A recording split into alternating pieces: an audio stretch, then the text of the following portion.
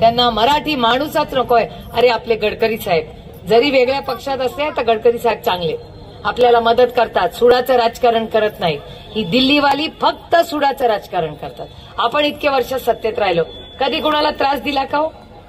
याचं दुकान बंद कर, याची फॅक्टरी बंद कर, याला दम दे, कधीच केलं नाही आणि कधी करणारही नाही. कारण का सत्ता ही तुमची सेवा करण्यासाठी असते. मी तुमची लोकप्रतिनिधी आहे. तुम्हाला अभिमान वाटेल तुमच्या बहिणीचा. तुमची बहीण तिथे माझा सगळा सोयरा मार्क देत नाही, तिथे भारतीय जनता पक्षाचं सत्ता आहे. पण तुमची ही बहीण पार्लमेंटमध्ये देशात 1 नंबरला येते, 1 नंबरला. सलग 8 वर्ष संपूर्ण देशात तुमच्या लेकीचा नंबर 1 आहे. मी मत कशावर मागते? मेरिटवर. मी कॉपी करून पास नाही होणार, मेहनत करके पास होंगी. माझं काम बघा, माझा संपर्क बघा. आणि काही लोक म्हणतात टीका करतात माझ्यावर, पण हे बघा, मी बोलण्याची जर माझी ताकद आहे तर ऐकण्याची पण ताकद माझ्यात असली पाहिजे. त्याच्यामुळे विरोधक बोलू दे, माझा काय प्रॉब्लेम. मी सत्यमेव जयते.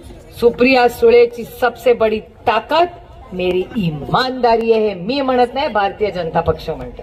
आता माझ्या पण मागे लागली असते आतापर्यंत. बरोबर आहे की नाही? माझ्या मागे का नाही लागत? तर मला नडत पण नाही.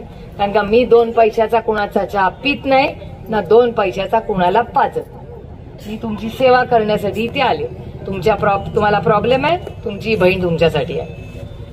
कधी रात्री मध्यरात्री हाक मारा. आणि खरं तर मी कशाला तुम्हाला लागते? बापूजी आहे ना. बापूजींचा आशीर्वाद जेवढा तुम्हाला आहे ना तेवढाच मला पण आहे. त्याच्यामुळे बापूजी मी या संपूर्ण भागामध्ये, आपल्या शहरामध्ये बापूजींचं खूप मोठं, त्यांच्या कुटुंबाचं खूप मोठं योगदान आहे. आणि बापूजी की त्या आता नगराध्यक्ष राहिल्या या आपल्या बारामतीच्या. आणि या सगळ्यांनी विकास झाला का? तर झाला, सगळ्यांनी मिळून केला. आज काडीमोड झाली म्हणून मी नाही म्हणणार त्यांनी काही नाही केलं. मी खरं बोलते, मी रामकृष्ण हरिवाली आहे. जो अच्छा है अच्छा अच्छा करूंगी. मी गडकरी साहेबांबद्दल पण चांगलं बोलते, तर दुसऱ्यांबद्दल का नाही बोलणार? जिसने जो किया है. बट जे खरं आहे ते खरं आहे, जे खोटं आहे ते खोटं आहे. त्याच्यामुळे दमदाटी नाही चलेगी. आणि मी एक तुम्हाला सांगते, कुणालाही दमदाटीचा फोन आला तर फोन घ्यायचा आणि सांगायचं रॉंग नंबर. तुम्ही सुप्रियाताईंना फोन करून दम द्या, आम्हाला दम नाही द्यायचा. आणि घाबरू नका हो, आपण रामकृष्ण हरिवाले. कशाला घाबरायचं? ज्याला कर नाही त्याला कसला डर? बरोबर आहे. त्याच्यामुळे कुणाची पत्रकार मला विचारतात दमदाटी होते का, होते का? म्हणलं तुम्ही प्रश्न विचारता याचा अर्थ होते ना. लोक बिचारे घाबरतात. सत्तेतल्या लोकांना घाबरतात. लोक वाटतील काय करतील आपल्याला. काय कोणी करणार नाही, काही कोणी करत नाही. परवा एक कार्यकर्ता होता, मला दौंडला भेटला. त्याचे 2 टँकर होते. त्याला सांगितलं तुझे टँकरच बंद करतो. तो म्हणला करा, बघतो मी काय. 2 दिवसांनी टँकर परत केले. त्याच्यामुळे दुर्दैव आहे की आज सुसंस्कृत महाराष्ट्र आहे. सुसंस्कृत महाराष्ट्रात अशी भाषा होत नाही. आणि कैलासवासी यशवंतराव चव्हाणांचे आपल्या सगळ्यांवर संस्कार आहेत. त्याच्यामुळे मी कधी कुणाला दम देत नाही, मोठ्या आवाजात बोलत नाही. मी हात जोडून तुमची सेवा करण्यासाठी आलेले आहे. मी कुणाचाही अधिकार घेत नाही आणि माझा अधिकार कुणाला मी देत नाही. पण मी दुसऱ्याचं काही, माझा महल मला दुसऱ्याच्या अश्रूंवर बांधायचा नाही. आजपर्यंत मला सांगा, कुणाला तरी दिल्लीला जायचं होतं का? खासदारकी कुणाला तरी मी सोडून लढायची होती का? सगळ्यांना विचारलं होतं. सगळे काय म्हणायचे? खासदारकी नको आम्हाला. बरोबर आहे. आजपर्यंत कोणीतरी म्हणलंय का मला दिल्लीला जायचंय, मला खासदारकी हवी आहे? मग जर 18 वर्ष मी चांगलं काम केलंय तर ती खासदारकी कुणाला मिळायला पाहिजे? मान्य? सगळ्यांना मान्य.